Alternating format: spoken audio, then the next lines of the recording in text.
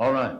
Now at evening, when the sun had set, they brought to him all who were sick and those who were demonized. And really, the New Testament hardly makes any distinction. And Jesus did not either. Almost invariably, he dealt with the sick and with the demonized in one overall operation. And the whole city was gathered together at the door. Then he healed many who were sick with various diseases and cast out many demons. And he did not allow the demons to speak because they knew him. The King James and this version and various others use the word cast out demons. The translation I prefer is that of Phillips, where he uses the word expel, because that doesn't have a lot of religious connotations. It's simple, practical, down to earth. If you inhale smoke into your lungs, what do you do to get rid of it? You expel it. It's an action of the will, but there's also a physical aspect to it. That's what I like to use. I don't always use it, but that, in my opinion, best represents he expelled many demons. He did not allow the demons to speak because they knew him. And then I'd like to read one more verse in that chapter, verse 39. He was preaching in their synagogues throughout all Galilee and casting out demons. Phillips' translation says he continued throughout the whole of Galilee, preaching in their synagogues and expelling demons.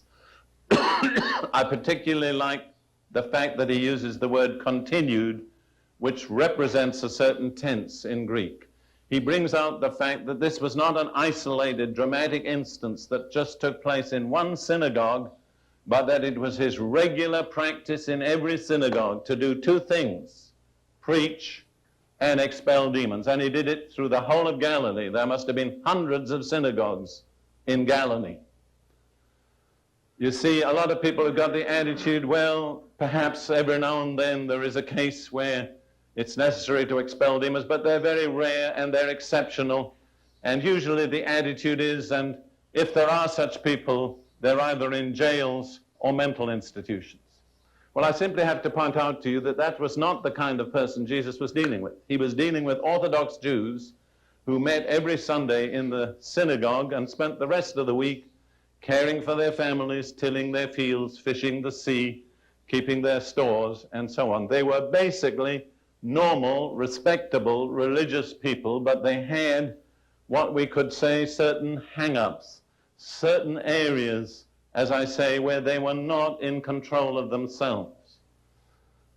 So do not get the impression that a person who needs deliverance must be either a criminal or a maniac.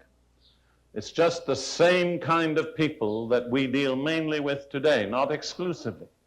Good, respectable, religious people who attend church and say the right things, but in their lives, somewhere, there's an area that's demonized, where they're not in control. It may be in their physical desires, maybe in their emotions, it may be in their mind. I'm going to deal with the various areas later. But if you can accept what I've said, it will clear away a whole lot of prejudices, which will keep you from being able to see this subject objectively. It's a funny thing, but people in one nation can easily accept that people in another nation could need deliverance. I've dealt with this subject in Denmark. The Danes have no problems in believing that Americans need deliverance. See, and the Americans have no problem in believing Africans need deliverance. Well, I spent 8 years of my life in Africa, but I have to tell you, I never met so many demons in Africa as I've met in America. They're just cultural differences. They adapt themselves to their environment.